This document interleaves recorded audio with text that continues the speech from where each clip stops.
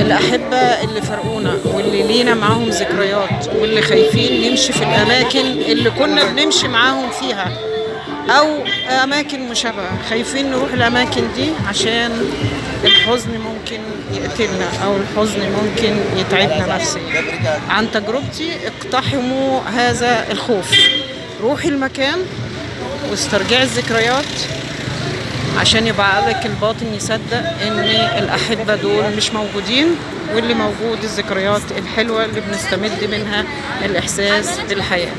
السلام عليكم ورحمه الله وبركاته متابعيني الكرام، يا رب تكونوا بخير.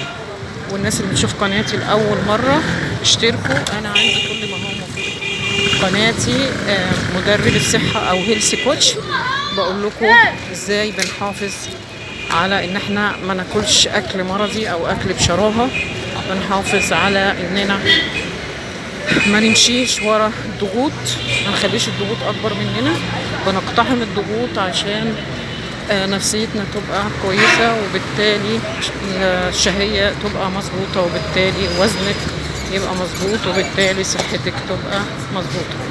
يا رب يكون وصلت لكم الفكره. لو ليكوا ذكريات مع احبه روحوا الاماكن دي وما تخافوش. اقتحام الخوف بيخلوكوا تقدروا تستمروا. انا واحده من الناس كنت خايفه اروح الاماكن اللي كنت بروحها مع والدتي، لان احنا كنا بنروح نتسوق في اماكن زي ما انتم شايفين كده. هي بقالها والدتي بقالها سنه متوفيه، فكنت خايفه اروح المكان ده.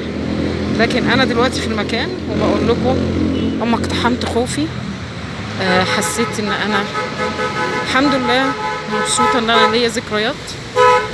الحمد لله في هدوء نفسي وفي قناعه بان من رحل رحل ولنا معه ذكريات، وعلينا ان نستمد منها القوه. ان شاء الله توصل لكم الفكره.